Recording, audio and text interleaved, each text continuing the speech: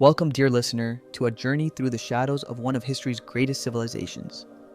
Tonight, as you settle into comfort and prepare for rest, we shall walk together through the hidden corridors of ancient Rome, where beneath the marble facades and triumphant arches lay secrets so dark, so carefully concealed, that they have remained whispered only in the margins of history books for nearly 2,000 years. The Roman Empire, stretching from the misty shores of Britain to the sun-baked deserts of Iraq, ruled over nearly a quarter of the world's population at its height in the 2nd century AD. We remember Rome for its magnificent roads that still bear traffic today, its aqueducts that brought fresh water across impossible distances, its laws that formed the foundation of our modern legal systems. We celebrate the Pax Romana, the Roman peace that brought stability to the known world for centuries. But tonight, we venture beyond these celebrated achievements into the realm of secrets that the Romans themselves tried desperately to hide. These are the stories that were not carved into marble monuments or celebrated in triumphant parades. These are the whispered confessions, the buried scandals, the systematic horrors that the empire's elite hoped would never see the light of day. As you listen to these tales, let your mind drift back through the centuries, past the Renaissance masters who romanticized Rome's glory, past the medieval chroniclers who preserved only fragments of truth, back to the very streets and villas where these dark secrets unfolded. Feel the weight of history settling around you like a comfortable blanket as we explore together the hidden truths that shaped one of humanity's most influential civilizations. Close your eyes now and let us begin our descent into the shadows of the eternal city, where the echoes of ancient secrets still whisper in the darkness. Chapter 1. The deadly infrastructure, the exploding toilets of Rome. Imagine, if you will, the bustling streets of ancient Rome at the height of its power. Citizens hurry about their daily business, merchants hawk their wares, and the wealthy retreat to their private villas. But beneath this veneer of civilization lurk dangers so unexpected, so absurdly deadly, that they seem almost impossible to believe. The Romans are justly famous for their engineering prowess. Their roads stretched across continents, their aqueducts defied gravity itself, and their sewage systems were marvels of ancient technology. Yet, within these very systems lay a secret terror that claimed lives in the most undignified manner imaginable. Only the wealthy elite of Roman society could afford the luxury of private toilets within their homes. The vast majority of Rome's million inhabitants were forced to rely on public facilities, communal latrines that served dozens or even hundreds of people each day.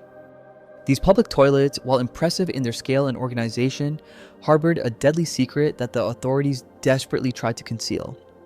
Deep within the pipes and sewers beneath these facilities, an invisible killer was brewing.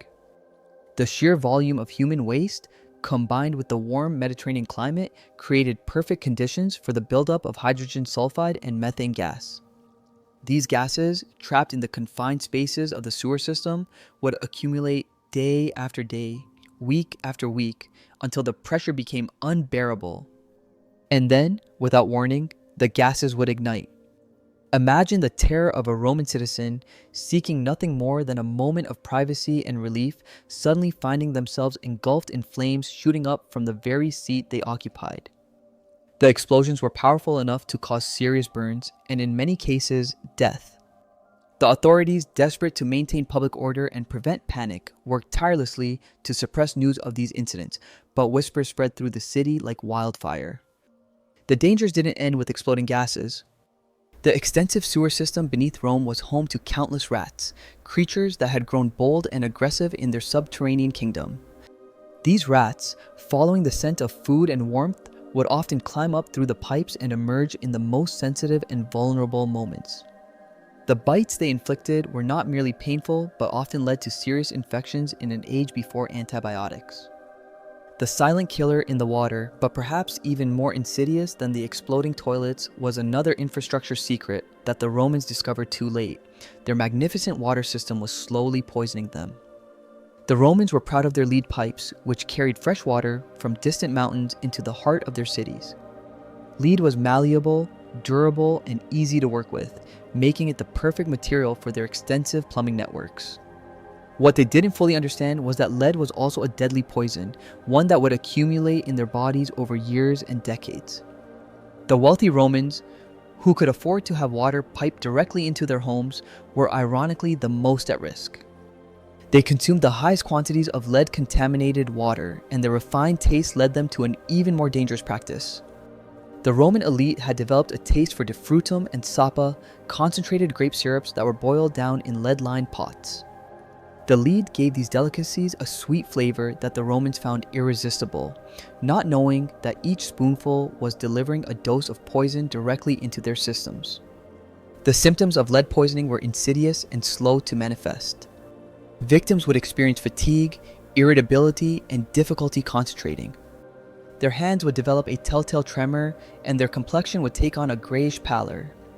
Over time, the poison would attack their nervous systems, causing seizures, paralysis, and eventually death. Some historians now believe that lead poisoning may have contributed to the erratic behavior of several Roman emperors, and possibly even to the eventual decline of the empire itself. Chapter 2. The Horror of Infanticide, the Threshold of Life and Death. In the quiet moments before sleep, when the world grows still and our thoughts turn inward, it becomes easier to confront the darkest aspects of human nature. Tonight, we must venture into one of Rome's most carefully guarded secrets, a practice so widespread and systematic that it shaped the very fabric of Roman society, yet was spoken of only in whispers and euphemisms. Picture, if you can, a Roman villa in the countryside, perhaps in the rolling hills outside the Eternal City. The year is 150 AD, and the empire is at its zenith. Inside this villa, a woman has just given birth.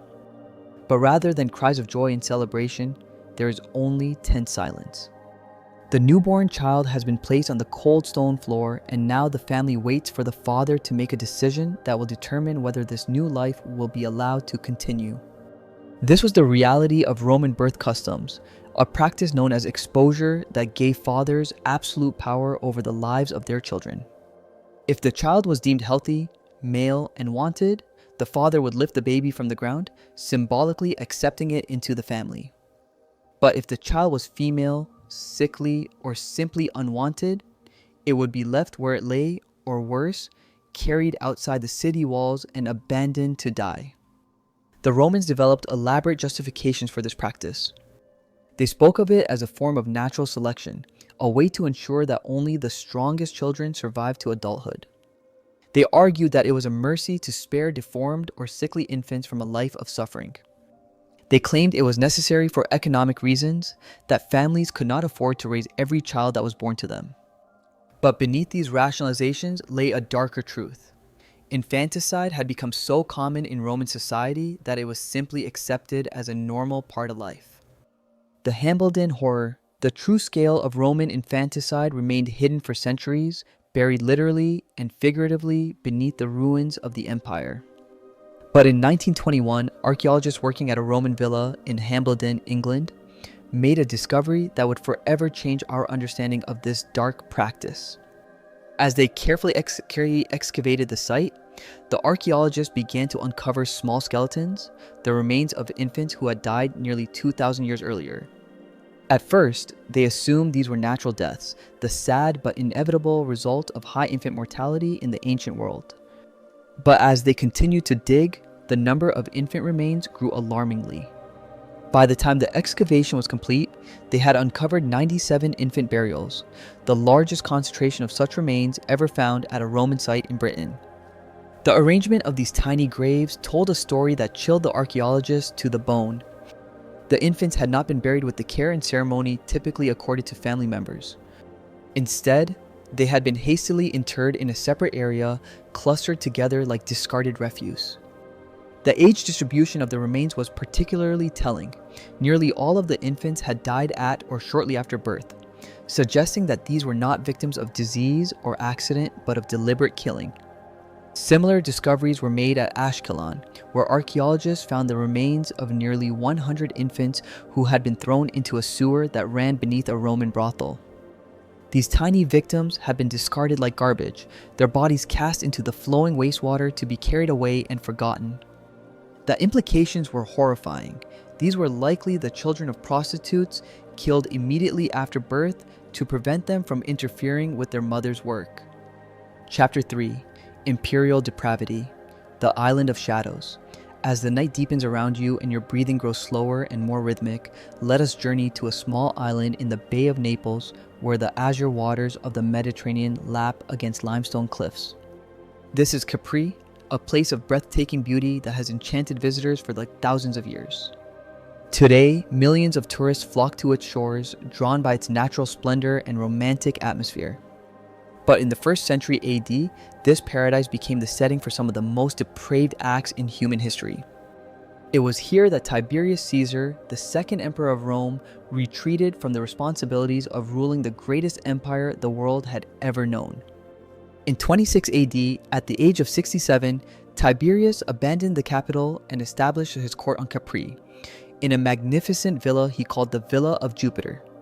What happened within those walls over the next 11 years would become the stuff of legend, whispered about in the darkest corners of Roman society. The villa itself became a monument to perversion. The walls were covered with pornographic frescoes and mosaics, images so explicit and disturbing that even the jaded Roman elite found them offensive. In the warm pools of his villa, Tiberius engaged in practices so vile that ancient historians recorded them with obvious reluctance and disgust.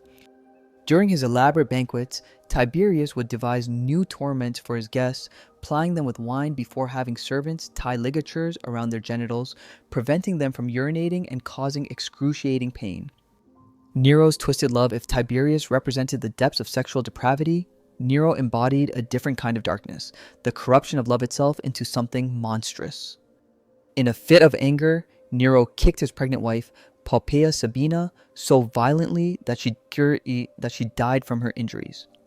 Searching for a replacement, Nero's eyes fell upon a young boy named Sporus, whose delicate features reminded the emperor of his lost love. In his deranged mind, Nero conceived a plan to transform this boy into a living replica of Poppaea. He ordered that Sporus be castrated, destroying the child's masculinity and condemning him to a life of physical and emotional torment. Nero forced Sporus to dress in women's clothing and play the role of the emperor's wife. In 67 AD, in a ceremony that shocked even the jaded Roman court, Nero officially married Sporus, treating the castrated boy as if he were truly his beloved Poppaea reborn. Chapter 4. The Bacchanalia Scandal. Sacred rites turned sinister. In the gentle embrace of approaching sleep, let your mind drift back to the year 186 BC, when Rome was still a republic. The worship of Bacchus, the Roman god of wine, freedom, and ecstasy, had been practiced for centuries throughout the Mediterranean world. These religious festivals, known as Bacchanalia, were originally sacred ceremonies held by women in the privacy of their homes, celebrations of fertility and the divine feminine that took place just 3 times each year. But as Rome grew in power and wealth, the nature of these gatherings began to change. What had once been a sacred ritual performed by women alone gradually evolved into something far more complex and dangerous. Men were admitted to the ceremonies, the frequency increased, and the religious aspect began to fade, replaced by something that was part orgy, part political conspiracy, and part criminal enterprise. By 186 BC, rumors about the Bacchanalia had begun to circulate through Roman society like a poison in the bloodstream. The woman who would ultimately expose the truth was named Hispala Fatinia, a freed woman who had once participated in the rites herself. In a private meeting with the consul Postumius Albinus, she revealed shocking testimony about gatherings that had become scenes of unprecedented debauchery, with murders disguised as religious sacrifices and political conspiracies against the state. The Senate's iron fist. The response of the Roman Senate to these revelations was swift and merciless. Within days, soldiers were dispatched throughout Rome with orders to arrest anyone suspected of involvement. The trials that followed were mockeries of justice. Accused cultists were denied legal representation, their guilt assumed rather than proven. The executions began almost immediately, with thousands facing the executioner's axe or strangler's cord. The Senate's decree was absolute.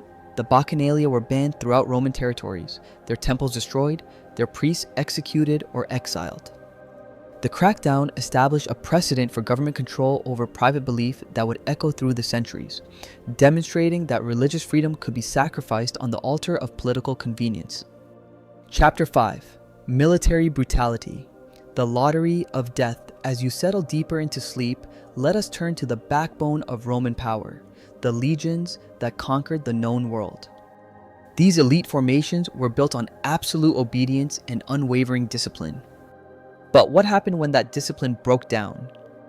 The answer was decimation, a punishment so brutal that its very name has become synonymous with destruction.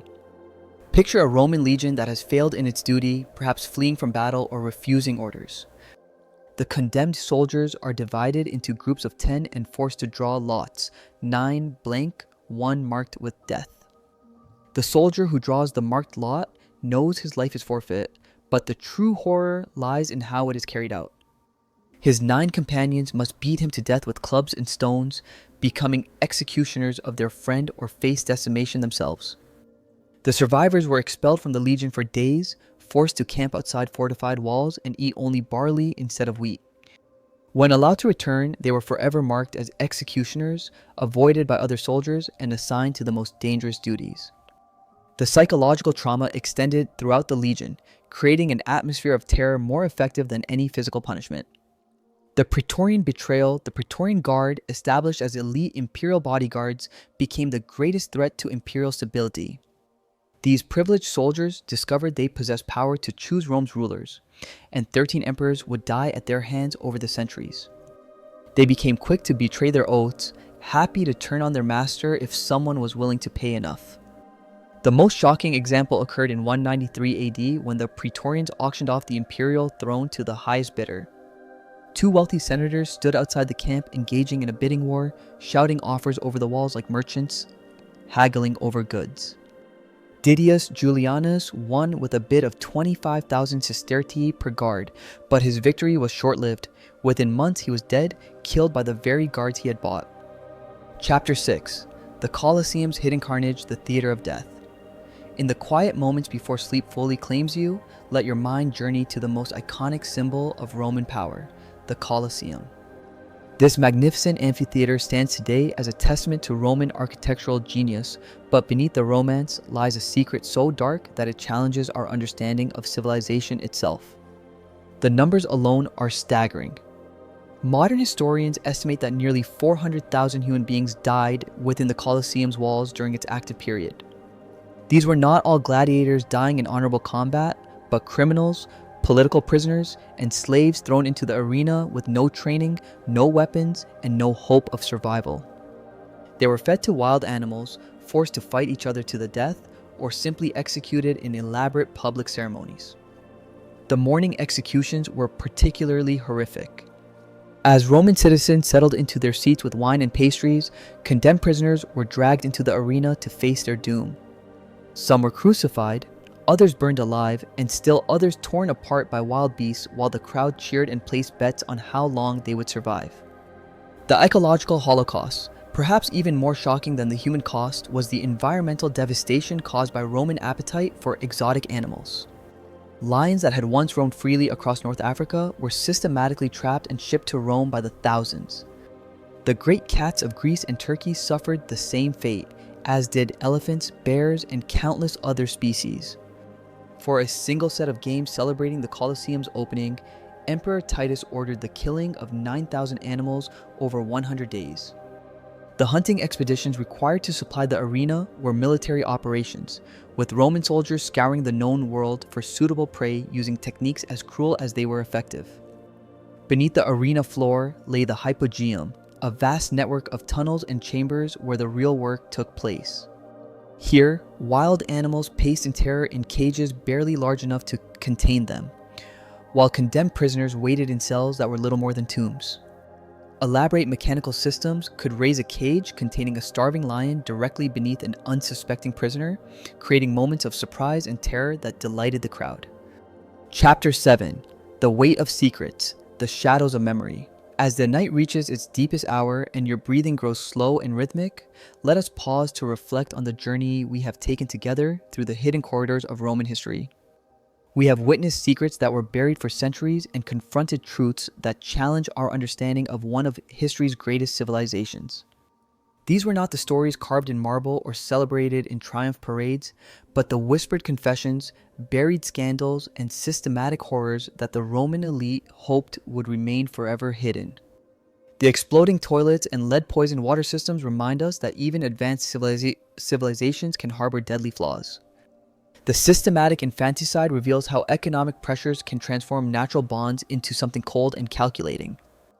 The imperial depravities of Tiberius and Nero show how absolute power corrupts even the most educated members of society.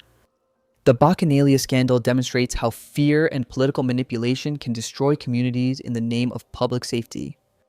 The military brutalities expose the violence beneath Roman discipline, while the Colosseum's carnage reveals how an entire civilization can convince itself that cruelty is entertainment. The persistence of truth, yet truth has a way of persisting, even when buried beneath centuries of silence.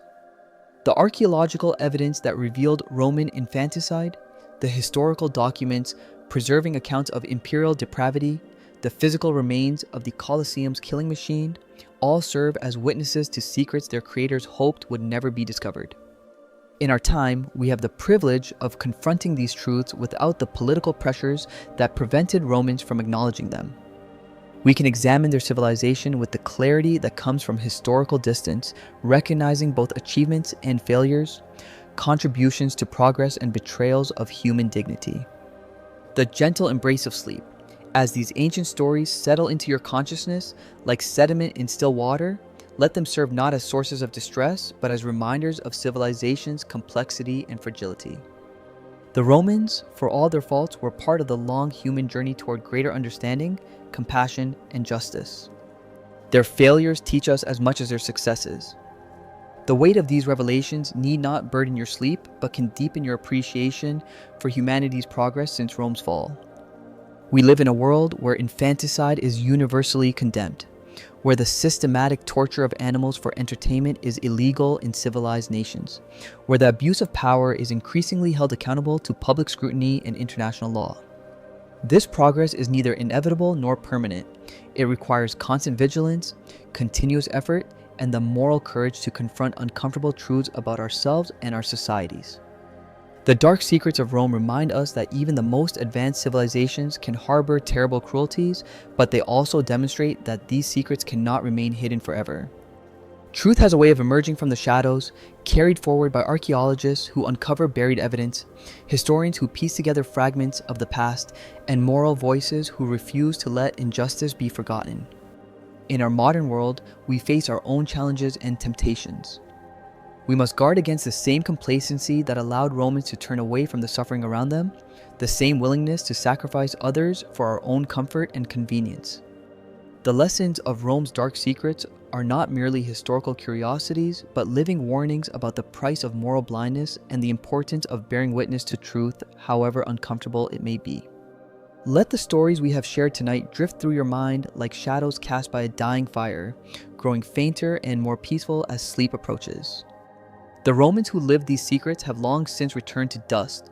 Their empire crumbled, their power passed into history. But their legacy lives on in the lessons their secrets teach about the eternal struggle between darkness and light, cruelty and compassion, truth and deception. Sleep now, dear listener, with the gentle assurance that in confronting these ancient shadows, you have participated in the eternal human quest for truth, justice, and understanding. Let the weight of history settle softly around you like a protective blanket, warm and comforting, as you drift into the peaceful realm of dreams where all secrets are finally revealed and all suffering is finally healed. The eternal city sleeps beneath the Italian stars, its ancient stones holding the memories of both triumph and tragedy, glory and shame. Its secrets are no longer hidden in darkness, its victims no longer forgotten in silence, its lessons preserved for future generations who will continue the long, difficult journey toward a more perfect civilization. In remembering Rome's failures alongside its achievements, we honor both the victims of its cruelties and the possibility of a more compassionate future. Rest well and let the ancient whispers of Rome carry you gently into the embrace of peaceful, healing sleep, where the shadows of the past transform into the dreams of a better tomorrow.